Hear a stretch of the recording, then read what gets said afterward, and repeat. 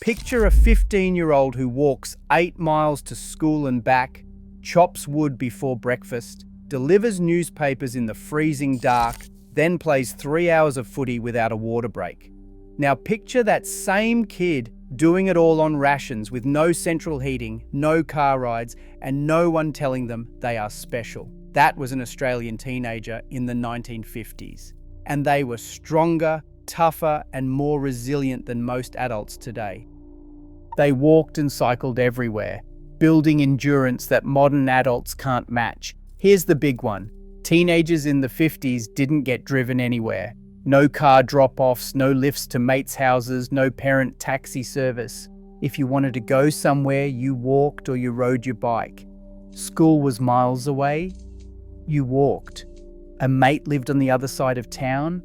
You cycled. Wanted to go to the pictures on Saturday. You bloody well got there yourself. Kids regularly walked 5, 8, even 10 miles a day.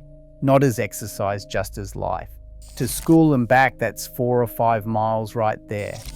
Then after school, you'd ride your bike to the park, to the shops, to a mate's place. By the time you got home for tea, you'd covered more distance than most adults do in a week now. Those miles added up, and it wasn't flat, easy walking. Australia is a big country with hills, dirt roads, and no footpaths in half the suburbs. You'd be walking in the heat, in the rain, through the bush. Your legs got strong, your lungs got strong, your whole body adapted to constant movement. Compare that to today. Adults drive everywhere, kids get chauffeured, we park as close as possible to the shops, take the lift instead of the stairs, and order groceries online so we don't have to walk the aisles. The average adult today walks maybe 3,000 steps a day. A teenager in the 50s hit that before breakfast. That constant daily movement built a base level of fitness that's completely gone now. These kids had endurance and stamina, cardiovascular health that you can't replicate in a gym. Because it wasn't an hour of exercise, it was all day, every day for years. Their bodies were machines, efficient and tough. And they didn't even think about it, it was just how you got around. Manual labor wasn't a workout, it was childhood. Teenagers in the 50s worked, real physical work. Not internships or part-time shifts at a cafe. Actual labor that built muscle and calluses and taught you what tired really meant. If you lived on a farm, and plenty of kids did, you were up before dawn feeding animals, milking cows, hauling hay, fixing fences. This wasn't light work. Bales of hay weighed 60 to 70 pounds. You'd lift them, carry them, stack them, over and over. Your back got strong, your shoulders got broad, you learned to lift with your legs, or you'd wreck yourself. Even if you weren't on a farm, you worked. Boys chopped wood for the stove, carried coal for heating, dug holes for fence posts, helped their dads with building projects. Girls hauled wet washing in heavy baskets, scrubbed floors on their hands and knees, carried buckets of water if there was no indoor plumbing. Physical labor was just part of being a kid. And because everyone was doing it, nobody complained. You didn't whinge about being tired, you didn't ask for a break, you just got on with it. That built not just physical strength, but mental toughness. The ability to push through discomfort, to keep going when your muscles ached. Today we've outsourced all that. Machines do the heavy lifting. Kids don't chop wood because we've got gas heating. They don't carry water because we've got taps. They don't haul anything heavier than a school bag. And even then, parents are told not to let them carry too much or they'll hurt their backs. We've removed the very things that made kids strong. And we wonder why adults now can't handle physical discomfort. Why we need gym memberships to simulate the work our grandparents did before breakfast. No central heating or cooling. They became tougher or they froze. Comfort was not a given in the 50s. You did not control the temperature of your house with a thermostat. You endured it. Winter was cold, summer was hot, and your body had to adapt. Most houses had no central heating. You would have a wood stove in the kitchen, maybe a fireplace in the lounge, and that was it. The bedrooms were freezing. You would wake up in winter and see your breath in the air. Getting out of bed was an act of willpower. You would dress under the blankets, run to the kitchen where the stove was going, and that is where you would stay until you had to leave for school. Walking to school in winter meant real cold, no heated car, no warm bus. You would rug up in whatever you had, wool jumpers, hand-me-down coats, and you would walk through it. Frost on the ground, wind cutting through your clothes. You learned to tolerate discomfort because there was no other option. Summer was just as brutal. No air conditioning, no fans in most houses. You would sweat through the night, stick to the sheets, wake up exhausted. During the day, you would move slow, stay in the shade, drink water from the tap. You adapted. Your body learned to regulate itself to cope with heat and cold without artificial help. Today, we live in climate-controlled bubbles. Houses are heated in winter, cooled in summer. Cars have aircon. Offices are temperature perfect. We have lost the ability to tolerate even mild discomfort. Adults now complain if it is 28 degrees and there is no aircon. Kids in the 50s played footy in 40-degree heat and did not think twice. That constant exposure to the elements built resilience, not just physical but mental. You learned that discomfort was temporary, that you could endure it, that whinging did not change anything, and that made you tougher. Paper rounds and milk deliveries before school. Work started early, literally. Teenagers in the 50s had jobs before they even got to school, and these weren't easy gigs. Paper rounds meant getting up at 5 in the morning, sometimes earlier, loading your bike with stacks of newspapers and delivering them to every house on your route before school started. You'd ride through the dark, the cold, the rain. Newspapers were heavy, especially the Saturday editions. Your bike would be weighed down, hard to steer. You'd pedal up hills, throw papers onto porches and keep moving. No one cared if you were tired or if it was freezing. The papers had to be delivered. Milk deliveries were the same. The milkman's assistant, usually a teenage boy, would help load crates of glass bottles onto the truck, then run them to doorsteps while the milkman drove. Those crates were heavy. You'd carry them up driveways, place the bottles quietly so you did not wake anyone, then sprint back to the truck.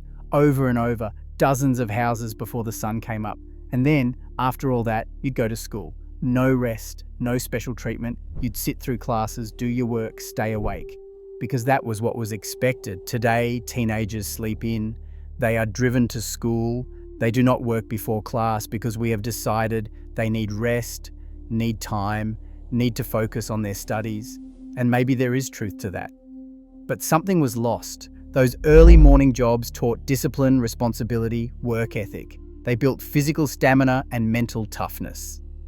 You learned that life does not wait for you to feel ready. They built their own toys, and they fixed everything that broke. Kids in the 50s did not buy toys, they made them. A billy cart was not something you got for Christmas, it was something you built yourself out of scrap wood, old pram wheels and bits of rope. You would spend days on it, hammering, sawing, working out how to make it steer and how to stop it from falling apart on the first run down a hill. Building things taught you how things worked. You learned about balance, weight and mechanics. You developed spatial awareness and problem-solving skills. And you built hand strength, coordination, and the ability to use tools without hurting yourself. When something broke, you fixed it. There was no throwing things away and buying new. If your bike chain came off, you put it back on. If the wheel buckled, you straightened it. If a toy broke, you found a way to repair it with whatever you had: wire, nails, glue, tape. You made do. This was not just about being thrifty, it was about capability. Kids grew up knowing they could fix things, build things, and solve problems with their hands. That built confidence and independence, and a different kind of strength, the strength that comes from being useful, competent, and self-reliant. Today we buy everything ready-made. Toys come in boxes, assembled and perfect. When they break, we bin them and buy new ones. Kids do not learn to build or fix because they do not need to. And we have lost that hands-on intelligence, that physical capability that made 50s teenagers so damn useful. No safety equipment, just consequences and common sense. Here is one that will make modern parents faint. Kids in the 50s played without helmets, knee pads, safety nets, or supervision. They climbed trees, built ramps, jumped off roofs, and rode bikes at full speed down hills. And yes, they got hurt, but that is how they learned. You would fall off your bike, scrape your knees, and get back on. You would misjudge a jump, twist your ankle, and learn to judge distance better. You would climb too high, slip, catch yourself, and learn your limits. Pain was a teacher, and it was effective. There were no helicopter parents hovering, and there were no safety officers assessing risks. You assessed risk yourself. You looked at a tree, figured out if you could climb it, and made a choice. Sometimes you were wrong, sometimes you fell, but you learned fast and you learned for life. This built a kind of toughness that has disappeared. Kids today are wrapped in bubble wrap and protected from every possible harm. And while that has kept them safer, it has also made them fragile. They do not know their limits because they have never tested them. They do not know how to fall because they have never been allowed to. 50s teenagers knew how to take a hit. They had been falling, crashing, and scraping themselves since they were little. They were not reckless. They were experienced. They knew what hurt and what did not, what was dangerous and what just looked scary. That knowledge, that physical confidence, made them stronger in ways we cannot replicate. They fought their own battles, literally. Conflict was handled differently. If you had a problem with someone, you sorted it out yourself. No parents stepping in, no teachers mediating, no school counselors talking about feelings. You fought your own battles, and sometimes that meant actual fighting. Boys especially settled disputes with fists. Not random violence, but structured scraps. You would have words, agree to meet after school, and then you would go at it. A few punches, maybe a black eye, and it was done. Sorted. You shook hands, walked away, and that was the end of it. This taught you to stand up for yourself. You could not run to an adult every time someone gave you grief. You had to handle it. That built courage, self-reliance, and a thick skin. You learned to take a punch, give one back, and move on without holding grudges. Girls had their own battles, social ones mostly, but they were just as tough. If someone spread rumors or caused trouble, you confronted them directly. No hiding behind screens or getting parents involved. You faced people, dealt with conflict, and learned to navigate social dynamics without a safety net. Today, we have sanitized much of that. Fighting is forbidden. Conflict is managed by adults. Kids are taught to talk about their feelings, to mediate, and to avoid confrontation. And while that has reduced violence, it has also created a generation that cannot handle conflict. Adults now fall apart over minor disagreements because they never learnt to stand their ground. Household chores were actual physical labor. Chores in the 50s were not loading a dishwasher or taking out a wheelie bin. They were hard physical work that took hours and built real strength. Washing day was an all-day event. You would haul buckets of water, boil them on the stove, scrub clothes by hand on a washboard until your knuckles were raw. Then you would wring them out, carry the heavy soaking bundles outside, and peg them on the line. Your arms ached, your back hurt, but the clothes got clean, and you learned that nothing came easy. Ironing meant heating a heavy flat iron on the stove, pressing down hard on thick fabric, working through piles of clothes and linens. It built arm strength, shoulder strength, and grip strength. And patience, because you could not rush it. Boys chopped wood, carried coal, dug vegetable patches, and mowed lawns with push mowers that felt like they weighed a ton. These were not 20-minute chores. They were hours of sustained physical effort. Today, machines do everything. Washing machines, dryers, dishwashers, robot vacuums, kids load machines and press buttons. There is no physical effort, no endurance required. And we wonder why they are not as strong. Those chores taught more than a work ethic. They taught capability. You could do hard things. You could push through discomfort. You could see a job through to the end. That built mental and physical toughness that is mostly absent now. Organised their own sports without adult supervision. Sport in the 50s was not structured. There were no organised leagues for kids, no coaches, no parents on the sidelines. You just played. You would gather at the park or in the street, pick teams, make up rules, and go.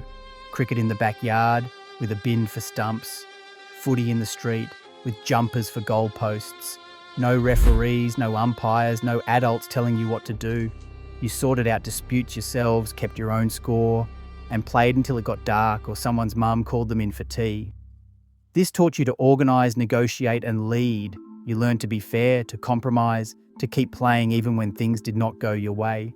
You developed social skills, conflict resolution, and independence. And you played hard for hours, running, tackling, batting, fielding, no water breaks, no timeouts, no one telling you to rest. You played until you were exhausted, then you played some more. That built cardiovascular fitness, stamina, and mental toughness. Today's sport is organised to death. Kids join clubs, have coaches, attend training sessions, parents drive them, watch them, and praise them. It is structured, safe, supervised. And while they are learning skills, they are not learning independence. They are not learning to organise themselves, to play without adults, to just get on with it. 50s kids learned sport was something you did for fun, not something done to you. And that built a different kind of athlete. Tougher, more resilient, more self-sufficient. The post-war rationing mindset made them mentally unbreakable. Here's the thing people forget. The kids who were teenagers in the 50s were born in the late 30s and early 40s. They grew up during and immediately after World War II. Rationing, scarcity, making do, that was their childhood. They knew what it meant to go without. Butter was rationed, sugar was rationed, tea, clothing, everything. You learned to make things last, to stretch every shilling, to waste nothing. That built a mental toughness, a resilience that's impossible to understand now. You did not complain about being hungry because everyone was a bit hungry. You did not whinge about worn out shoes because everyone's shoes were worn out. You just got on with it. You made do. You found ways to cope. This created a generation that did not expect life to be easy. They did not expect comfort or convenience. They expected hardship, and they faced it without falling apart. That mindset, that acceptance of struggle, made them hardship-tested and unbreakable.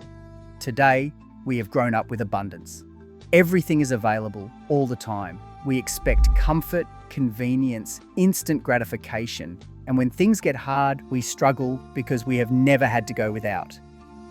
We have never learned that you can survive discomfort, that you are tougher than you think. 50s teenagers knew they were tough because they had already survived tough times. And that knowledge, that confidence carried them through everything life threw at them. 10 reasons. 10 ways Australian teenagers in the 1950s were stronger than most adults today. They walked everywhere, building endurance we cannot match. They did manual labour that built real muscle and real character. They endured heat and cold without climate control, toughening their bodies and minds. They worked before school, delivering papers and milk in the freezing dark. They built their own toys and fixed everything that broke, developing hands-on capability we have lost. They played without safety equipment, learning their limits through consequences. They fought their own battles, literally and socially, building courage and self-reliance. They did household chores that were actual physical labour, hours of sustained effort that made them strong. They organised their own sports without adult supervision, learning independence and resilience. And they grew up with the post-war rationing mindset, a mental toughness forged by scarcity that made them unbreakable. That is not nostalgia talking. That is reality.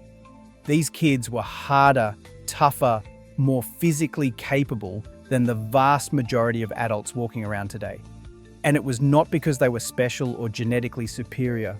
It was because life made them that way. The world they lived in demanded strength, and they rose to meet it. But here is the complicated part. Here is what we need to talk about honestly.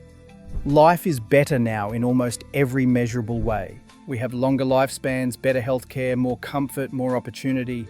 Kids today do not have to walk 8 miles to school because we have buses and cars.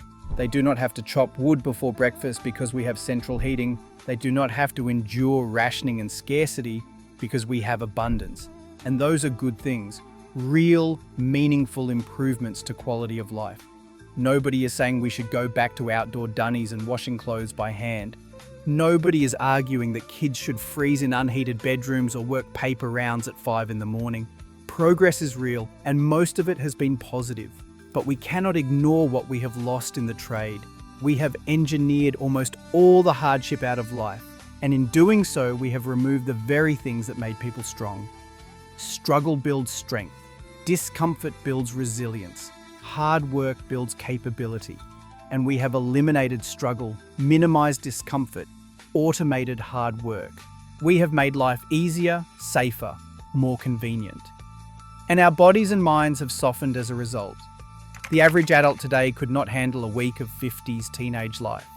The constant movement, the physical labor, the cold mornings, the long days, the expectation that you would just get on with it without complaining.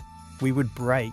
Not because we are weak by choice, but because we have never had to be strong. We have never been tested. We have grown up in a world designed to spare us from difficulty, and we have adapted to that world by becoming softer. And maybe that is fine. Maybe strength is not as necessary anymore. You do not need powerful legs if you drive everywhere. You do not need strong arms if machines do the lifting. You do not need mental toughness if life is comfortable and predictable. In a purely practical sense, the strength 50s teenagers had is not required for modern life. But there is something deeper here, something we have lost that goes beyond physical capability. It is the knowledge that you can handle hard things, the confidence that comes from pushing through discomfort and coming out the other side, the self-reliance that comes from solving problems with your own hands, your own mind, your own grit. 50s teenagers knew they were tough because they had proven it to themselves every single day. They had walked through freezing mornings, worked through exhaustion, played through pain, endured through scarcity. They had tested themselves constantly, not in controlled gym environments, but in real life. And that gave them an unshakable sense of capability. They knew what they could handle. They knew their limits, and they knew those limits were further than most people thought. Today, we do not test ourselves like that. We avoid discomfort wherever possible. We optimize everything for ease. We medicate pain, climate control our environments, and outsource physical effort. Because we never push ourselves, we never learn what we are actually capable of. We live inside our comfort zones, and our comfort zones keep shrinking. There is a fragility to modern life that did not exist back then. We fall apart over minor inconveniences. We struggle with basic physical tasks. We need gyms and personal trainers to simulate the work that used to be automatic. We hire people to do things our grandparents would have done themselves without thinking. We have become dependent on systems, technologies, and comforts that previous generations never had. What happens when those systems fail? What happens when comfort is not an option? What happens when life gets genuinely hard? We are not ready, not the way teenagers of the 1950s were ready. They had been preparing their whole lives without even knowing it. Every cold morning, every long walk, every hard day of work was training them for whatever came next. And plenty came next. Economic downturns, personal hardships, the challenges of building lives and raising families. But they handled it, not because they were superhuman, but because they had learned early that life is hard and you push through anyway. That lesson, that foundational toughness, carried them through everything. We have not learned that lesson. We have been sheltered from it. And when hardship inevitably arrives, as it does for everyone, we are unprepared, not just physically, but mentally and emotionally. We do not have the resilience, the grit, the sheer bloody-mindedness that came naturally to people who grew up hard. So what do we do with this? We cannot turn back the clock. We cannot uninvent cars, washing machines, and central heating, and we would not want to. But maybe we can recognize what we have lost. Maybe we can deliberately seek out discomfort, challenge, and the hard work that used to be unavoidable. Maybe we can teach our children that struggle is not something to avoid, but something to embrace, because that is where strength comes from. Or maybe we just accept it. Accept that we are softer, weaker, and more fragile than our grandparents were. Accept that comfort has a price, and the price is capability. Accept that we have traded toughness for ease, and live with that choice. Either way, it is worth remembering, worth acknowledging. The teenagers who grew up in 1950s Australia were harder than we will ever be. They lived in a world that demanded strength, and they delivered. They walked further, worked harder, endured more, and expected less than we can imagine. They were stronger than today's adults, not because they wanted to be, but because they had to be. And that world, that way of living, that kind of person is gone. It is not coming back. but we can honor it, we can remember it, we can tell the stories and preserve the memory of what ordinary Australian kids were once capable of. So tell us, which one of these hit hardest? Which one made you realise how much we have changed? Which one made you think about what we have gained and what we have lost? Drop it in the comments, mate. This has been Retro Australia, where strength was not a choice, it was just life.